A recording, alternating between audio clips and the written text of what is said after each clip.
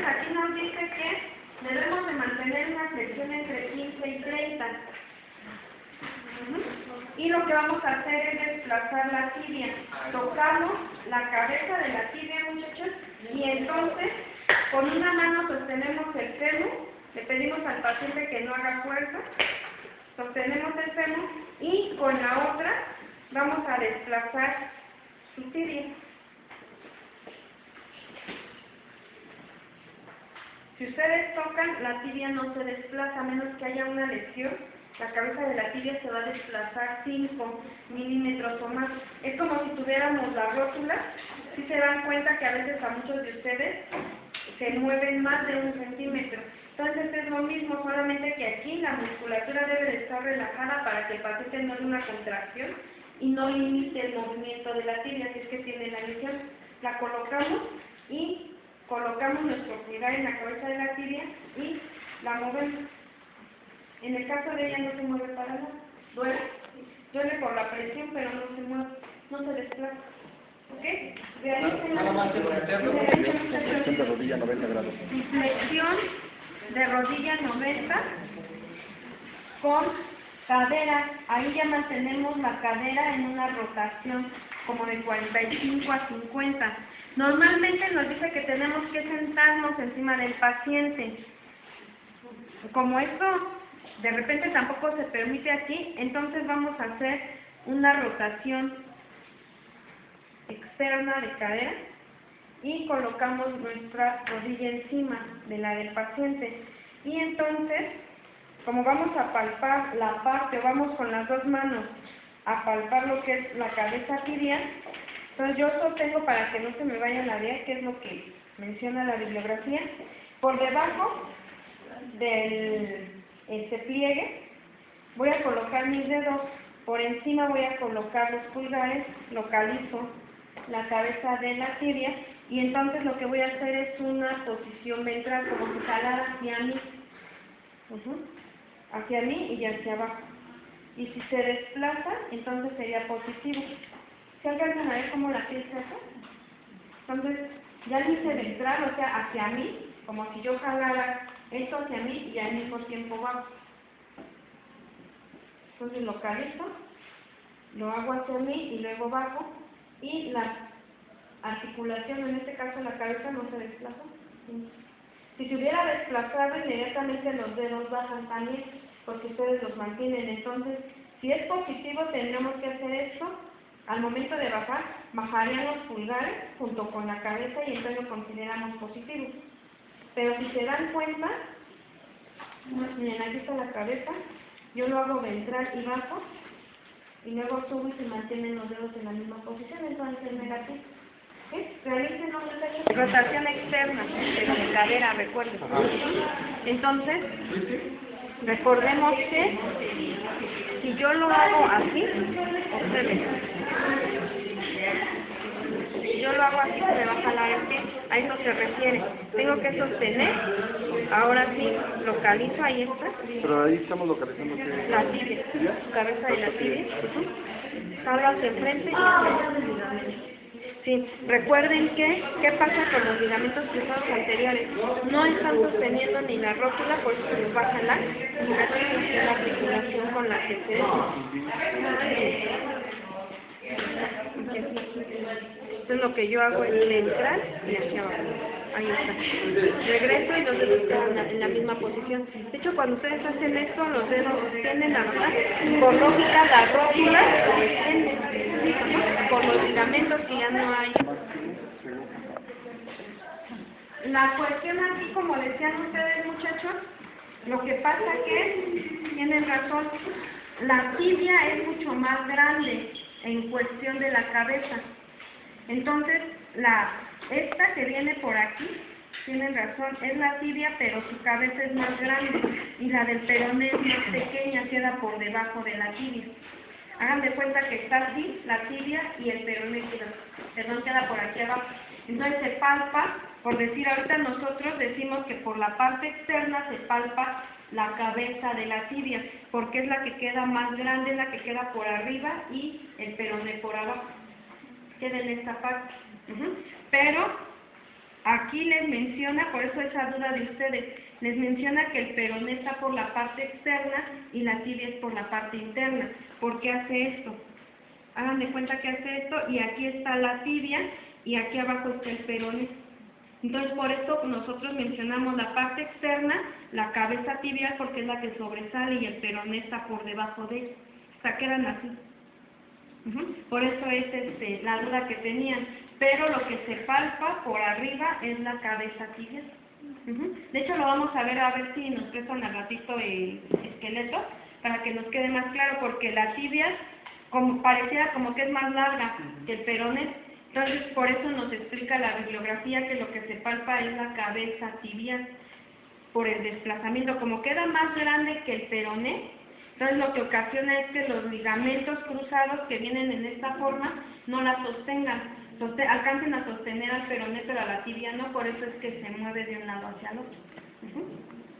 Entonces, aquí, muchachos, observen, van a estar colocados de este lado, de preferencia, van a flexionar lo que es su rodilla en 50 y 60, van a colocar esta posición, con la otra, en este caso tendría que estar de este lado. Hagan de cuenta que con este lado voy a sostener mi rodilla,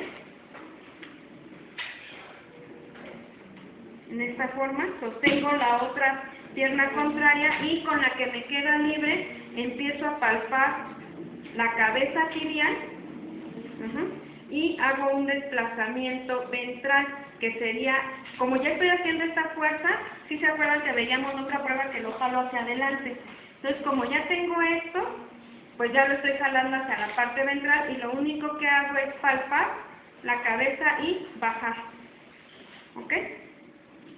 Si se me desplaza la articulación o el dedo, entonces sería positivo.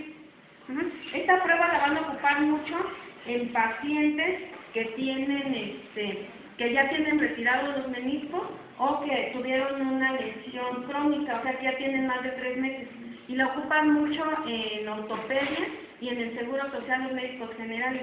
Meten la mano, nada más que ellos sí lo hacen al máximo, casi llegando a 90, y aquí ya la veo, y entonces lo único que hacen es palpar al final y descender, pero a ella no le desciende. ¿Mande? La cabeza de la tibia.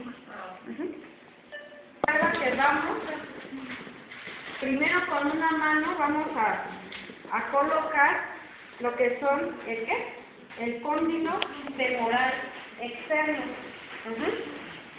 ¿Sí? Entonces yo voy a sostener en este caso el cóndilo femoral externo. Dejo que mi pulgar toque por debajo, ya sea la tibia, y después más abajo lo que sería la cabeza del peroné. ¿Ok? Ahorita lo vamos a ver flexionado. Y tengo que realizar una ABD. Y aparte tengo que realizar una rotación interna. ¿Ok? Entonces voy a flexionar. Flexiono mi rodilla, hago una ABD, miren, sostengo, y aquí, por el puro hecho de flexionar, ya aparecen las cabezas. Miren, aquí está una y por debajo está la otra. ¿Vale? Entonces sostengo y lo que voy a hacer es una ABD con una rotación interna. Esto lo puede realizar mi paciente. Entonces nos dice, número 1, puedo realizar esto, pero mi paciente ya no va a poder realizar en esta misma posición su extensión. Esta sería la primera lesión. La segunda lesión, que tengan los meniscos dañados. Es decir, desde que yo voy haciendo la flexión, recuerden que mi paciente no va a poder realizar. O que ya tenga una artrosis, una degeneración articular, que le imposibilite el movimiento y aparte haya crecificación. Entonces sostengo, hago este movimiento, y en este movimiento, muchachos, le pido a mi paciente que haga una extensión. Baje lentamente su rodilla. Ahí está. De nuevo. Flexiono. Bajo. Miren, si se dan cuenta, el dedo no se desplaza. Si hubiera una lesión al momento flexionar, yo lo tengo, digamos, aquí, o si quieren asegurarse mejor, colocan algún punto con alguna pluma o un requisito, lo que sea, y entonces se van a dar cuenta que donde yo coloco el pulgar y hago una flexión, mi dedo no se mueve, sigue manteniéndose. Cuando es positivo, baja. Entonces ahí se pueden ustedes dar cuenta, le colocan a lo mejor una señal, al momento de flexionar se lo coloco y cuando voy extendiendo me voy dando cuenta cómo va bajando. Ya cuando llega a la extensión completa, apareciera como que brinca para volverse a acomodar. Entonces ahí estamos hablando de una prueba positiva del pivote, que no es otra cosa más que como si fuera un rebote, donde se acomoda. Flexionamos la rodilla de mi paciente, hacemos una ABD y aparte le hacemos una rotación interna, que sería el pie hacia dentro. En esta posición, el pivote solamente si se desplaza o la cabeza de la tibia y el peroné se desplazan, sería positivo en el momento de ir flexionando, ¿ok? Pero si a mi paciente yo le pido que haga una flexión, una ABD y aparte una rotación interna, y la rotación interna no la puede hacer, o sea, se queda en esa posición, lo considero como positivo y tiene una inestabilidad grado 1. ¿Hasta ahí vamos bien? ¿Sí? Grado 2, si mi paciente en posición neutra, es decir, cuando yo empiezo a hacer la flexión duele o no la puede hacer, se limita, entonces lo considero positivo. Y si aparte a esto le anexo rotación interna y tampoco la puede hacer, es positivo. Sería negativo si mi paciente puede hacer esto y una rotación externa. O sea, mi paciente hace una compensación, no lo puede hacer interno, pero externo sí lo puede realizar. Y mi grado 3 de inestabilidad sería posición neutra, o sea, que empezando la flexión duela, empezando la ABD duela, y rotación externa duela. Que todo le duele. ¿Mande? Sí, menos la rotación interna. Ahí es negativo. ¿Sí les quedó claro, muchachos? Realícenla.